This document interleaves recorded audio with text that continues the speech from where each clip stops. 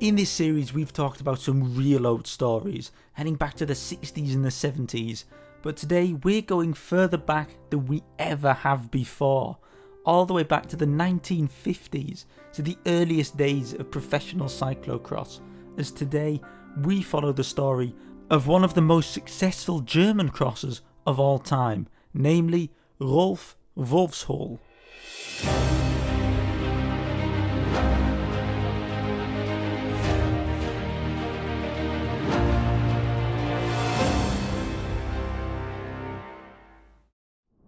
Rolf Wolfshohl was born in December 1938 in Cologne, Western Germany. Being born during the height of the Nazi rule in Germany, his early years would largely be formed by the Second World War. His father would be amongst the casualties of the war, as Wolfshohl, his sibling and mother would be evacuated to Jena in eastern Germany. It would take until 1947 for Wolfshohl to return to Cologne, where Rolf, at the time seen as a somewhat lazy, unsportsmanlike boy, would start to build on his dream of being a mechanic. At 14 he'd land himself an apprenticeship as a metal worker. With his father gone, his salary was just about enough to feed the family, but in order to get him to and from work quicker, Rolf loaned some money to buy himself a bicycle, and these bicycle rides to work seemed to unlock something in the kid, and soon he'd join the local club team RC Tempo Mulheim. Initially loaning his equipment from fellow club members, it quickly became obvious that Rolf had serious talent, and so fellow club member Jupp Arends stepped in to trade him. Arends himself had been a German champion amongst the professionals back in 1938.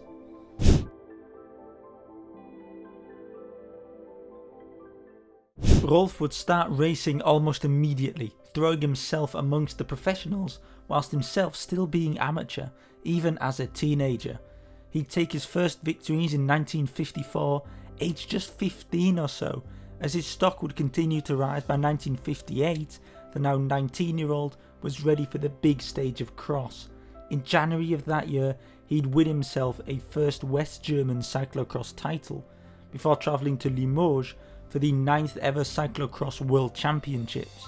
And in Limoges, the overwhelming favourite was the 4-time defending champion André Dufresne, a local boy. Italy's Amerigo Severini was seen as the biggest rival of the French, who had so far won every single cross world title, but French national coach Robert Hubron was very aware of the danger the young Wolfshohl posed.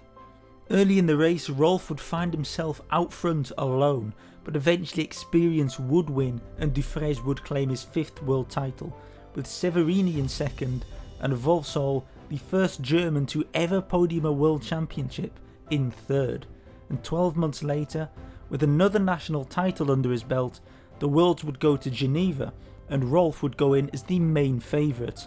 Alongside fellow amateur Renato Longo of Italy, the two had dominated the season, and by the end of the first lap, the two of them would have gone off the front, with Switzerland's Emanuel Plattner following.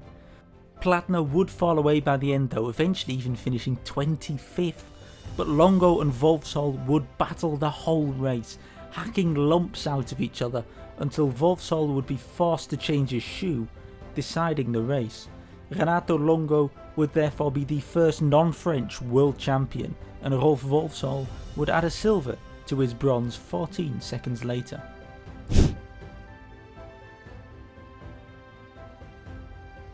In 1960, Wolfshohl turned pro, again dominating cross alongside Longo. The two would again face off at the Worlds. The course, this time in the Spanish Tolosa, made use of an old spoil tip in order to spice up the race.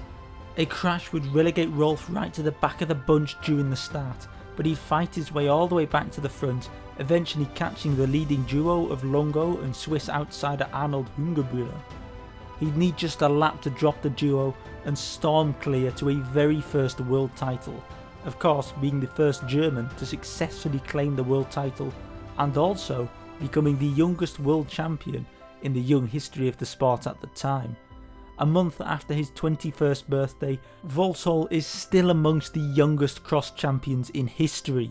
He'd go on to dominate the end of the season too, before transitioning into his first season on the road, Still learning the ropes on the road, he'd showed talent but not yet be quite at the top level, and so Cross would remain Rolf's homestead. In the Rainbow Bands he would rule the season with authority, and when time came to defend his title in Hanover, he would successfully keep that authority, attacking straight from the gun, flying into the distance, and he'd go solo over the whole race. But he visibly started to fade by the end, allowing Longo to get within 10 seconds or so, and knackered and broken, Wolfshohl came across the line, but importantly, he did come across it first, defending his world title, before heading off to race on the road for the 1961 season. He'd first raced Paris-Roubaix, and he'd grab a 5th place at the Flèche Wallonne as well, and so Rolf was now a multi-disciplinary, big deal, performing strongly again the following winter season too. Unfortunately, he would be ruled out of the 1962 World Championships due to illness, as Renato Longo saw to a 2nd world title. However, illness meant freshness come spring, and Rolf hit a stellar spring campaign, with his peak being at Liège-Bastogne-Liège, where he would start the decisive move alongside Belgian Jeff Blancard. Try as Wolfshohl might, he couldn't dislodge the Belgian, who would go on to win in the sprint, Rolf settling for 2nd place in his first monument podium. Throughout the summer, Wolfshohl's Grand Tour debut would come as well, racing to an impressive 15th place finish on his Tour de France debut. It was mostly in cross, however, that Rolf still had a point to prove. He had a world title to reclaim after all, a title he'd attempt to reclaim in Calais, France, on a course that was seemingly built for the Belgians with lots of sand. However, rain and cold made the course frozen over, and suddenly Rolf, the road racer, was in his pomp. The race would never really be a challenge, as Wolfshohl dominated the affair, rolling home effortlessly to a 3rd world title. Again, Renato Longo was beaten, and the German was a triple world champion.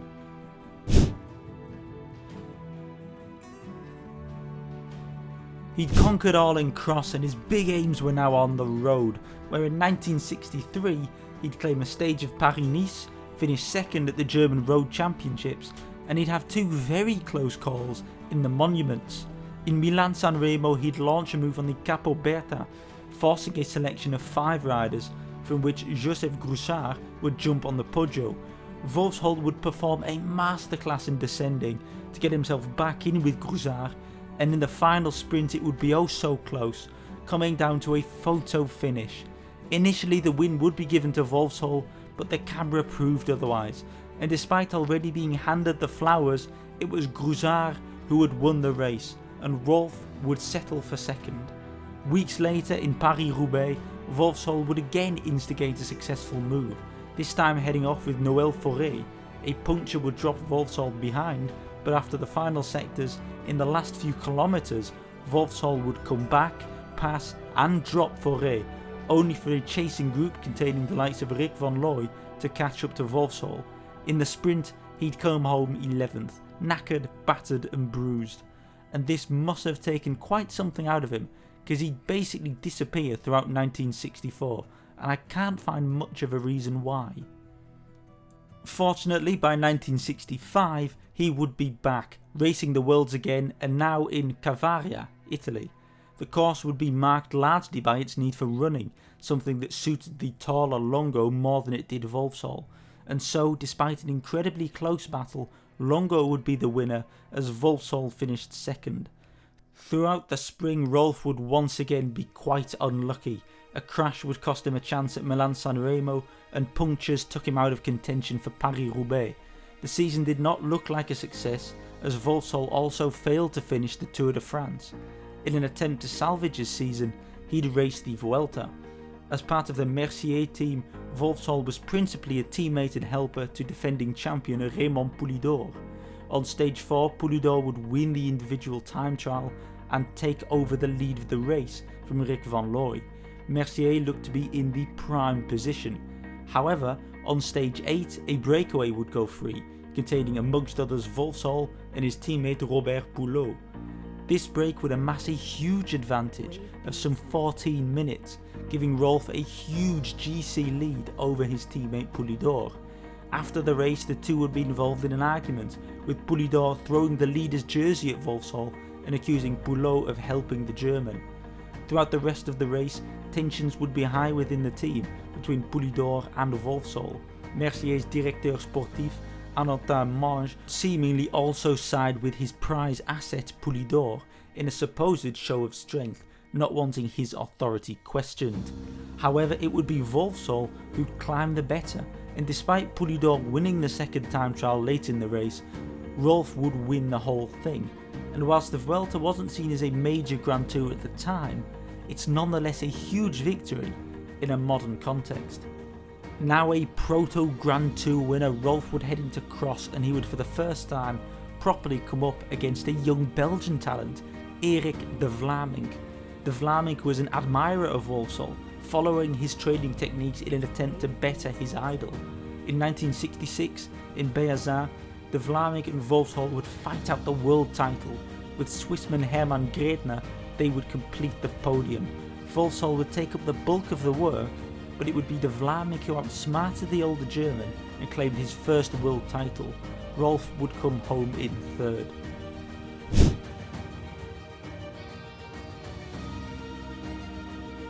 As Erik de Vlaming fully broke through, Wolfshohl would be slightly usurped. Over the next few years, Rolf would finish on the World Championship podium on both occasions and keep performing well in cross and on the road. In 1967, he'd raced the Tour and the Vuelta, winning a stage of both, before in 1968 he would again be Erik de Vlaming's closest challenger at the Worlds.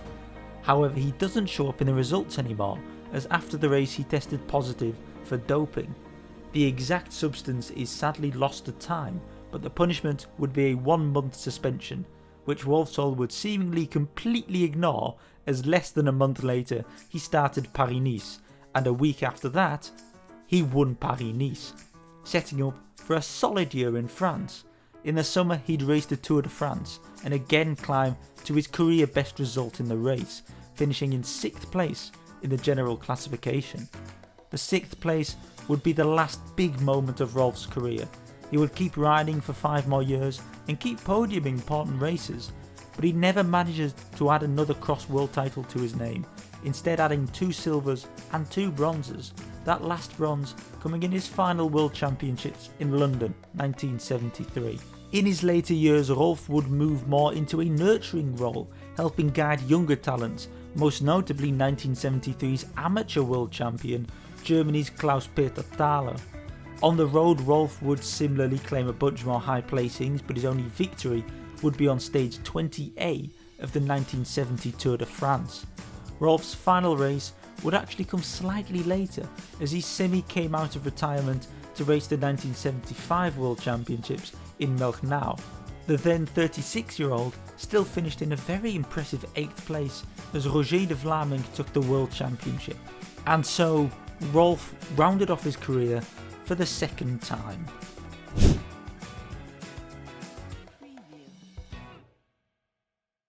Following his retirement as a rider, Rolf would spend a short time working as a DS for Rocado Cycling. Amongst others, he'd achieve victories in the Giro and the Vuelta whilst working there. Rolf also founded his own Rowona Bicycles, shorthand for Rolf Wolfshohl Natuurlijk, a specialised racing bike firm that seemingly sells quite well. Next to this, he would keep working as a youth coach too. In fact, in 1999, whilst coaching the German amateur cross team, he made allegations against the University of Freiburg after his riders received supplements from the doctors at the university that would seemingly improve their performance. A decade later, an independent inquiry would find the doctors of Freiburg University implicit in a large-scale doping ring settled around the German road team Team Telekom T-Mobile. This involved riders such as the green jersey winner at the Tour de France, Erik Zabel. Rolf also had his fair share of bad luck in his personal life. In 2011, his bike shop would be robbed. Luckily though, his Vuelta winning bike would be left. Rolf would also lose a finger in a cycling accident in 2009, but the biggest tragedy would befall his son Rolf Dieter. At the 1984 German Amateur Championships, he would be involved in a serious accident, paralysing him from the neck down. Rolf Dieter Wolfshohl would pass away in 2011. whilst Rolf Sr. is still alive and impressively active for a man of his age, clocking up some 6,000 kilometers a year on the bike.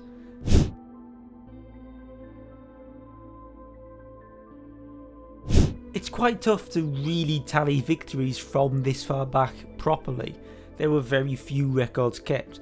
Wikipedia is the only source I've been able to find, and so at the behest of all the teachers I've ever had, I'm going to use Wikipedia, where it claims that Rolf Wolfshohl racked up an impressive 110 victories in cross and 140 victories in various road races. Keep in mind that these figures have pretty much no basis, but they might be true. These victories, we know for a fact, do include 14 German cross titles and 3 world titles, both being the most for any German male athlete. Of course, Rolf's victories on the road cannot be discounted either. These include stage wins of the Tour de France and La Vuelta, as well as the overall victory in Paris-Nice, and of course his victory of the 1965 edition of La Vuelta.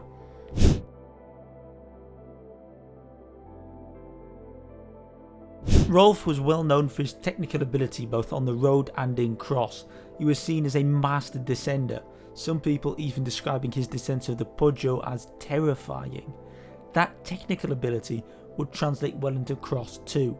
Rolf was also an innovative rider. His training methods would inspire the likes of the De Vlaming brothers and Albert van Damme.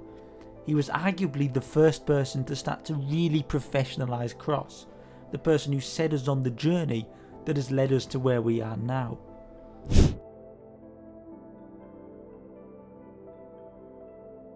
Rolf Wolfshohl is the oldest rider that I've covered in this series, a rider involved in the very genesis of cross becoming what we know it now today, the inspiration to Erik de Vlaming, the inspiration to the man who inspired all. Wolfshohl is a somewhat forgotten figure nowadays, due to both his age and nationality, but he is absolutely a massive legend of this sport.